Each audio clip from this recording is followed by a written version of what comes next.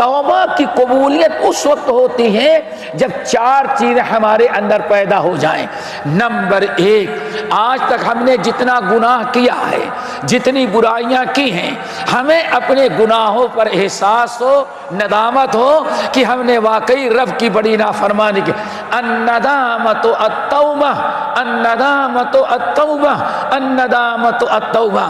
اپنے گناہوں پر شرمندہ ہو جانا اور گناہوں کا احساس پیدا ہو جانا کہ ہم نے رب کی نافرمانی کی، اصل یہی سب سے بڑی توبہ ہے، یہی توبہ کا پہلا رکن ہے۔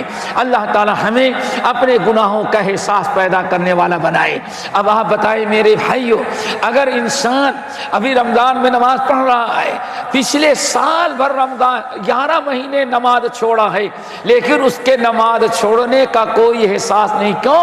اس نے اپنے آپ کو گنہگار نہیں سمجھا۔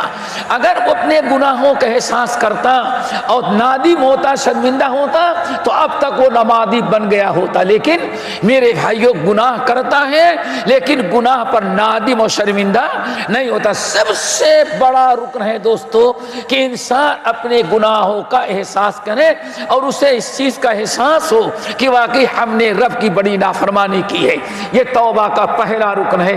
جب بھی ہم سے کوئی گناہ ہو، چھوٹا گناہ یا بڑا گناہ، اگر ہم اپنے گناہ پر نادم ہیں، شرمندہ ہیں، رب کے سامنے روتے ہیں، گڑاتے ہیں، ہمیں اپنے گناہ کا احساس ہے کہ ہم نے رب کی نافرمانی کیا، تو یقیناً اللہ تعالی ہماری توبہ قبول کرے گا۔ نمبر 2، میرے بھائی، جو گناہ آپ کر رہے تھے آج تک، جو گناہ آپ کر رہے تھے، ابھی آپ نے وتر کی نماز میں سنا وَتُبْ عَلَيْنَا إِنَّكَ أَنْتَ التَّوَّابُ الرَّحِيمُ، سنا؟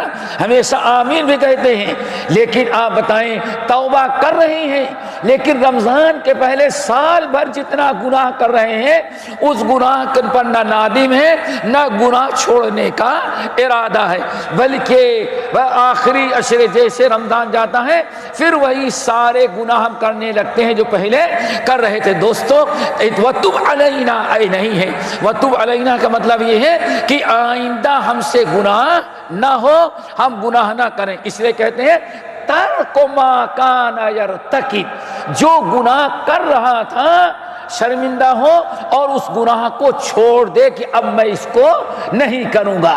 توبہ کے معنی آتے ہیں رجوع کرنا۔ برائی کر رہے تو برائی چھوڑ کر کے نیکی کی پابندی کرنے لگے، اسی چیز کا نام کیا ہے؟ توبہ ہے۔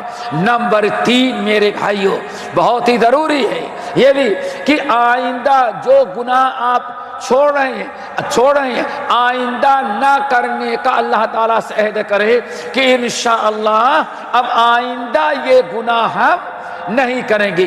اگر آپ نے یہ عہد کیا تو واقعی اللہ تعالیٰ دیکھتے ہیں کہ بندہ وَيَهْدِي إِلَيْهِ مَن يُنِيبُ وَيَتُوبُ مَن تَابَ إِلَيْهِ، اللہ تعالیٰ کی طرف جو واپس آنا چاہتا ہے اللہ تعالیٰ اس کو اپنی طرف بلا لیتے ہیں، لیکن یہ کب؟ جب تیسری شرط ہو کہ آئندہ یہ گناہ ہم نہیں کریں گے۔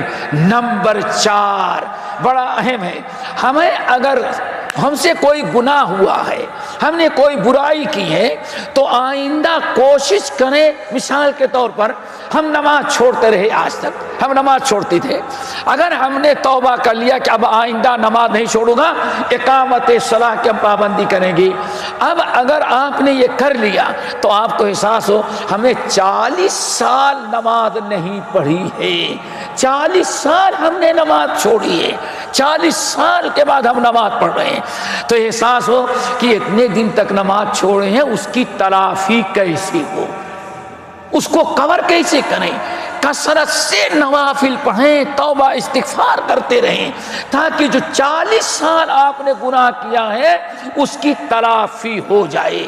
یہ 4 کہا جاتا ہے، یہ 4 ارکان ہے توبۃ النصوح کے۔ انسان جو توبہ کرتا ہے دوستو، یہ اور اگر کہا جاتا ہے ایسا گناہ ہے جس کا تعلق حقوق العباد سے ہے، کسی بندے کا آپ نے حق دبایا ہے، تو 5ویں شرط یہ ہے یا رکن 5واں یہ ہے کہ آپ اس کا حق ادا کر لیں یا اس سے جا کر کے معذرت اور معافی مانگ لیں۔ یہ ہے دوستو توبہ استغفار۔ وَتُبْ عَلَيْنَا إِنَّكَ أَنْتَ التَّوَّابُ الرَّحِيمُ۔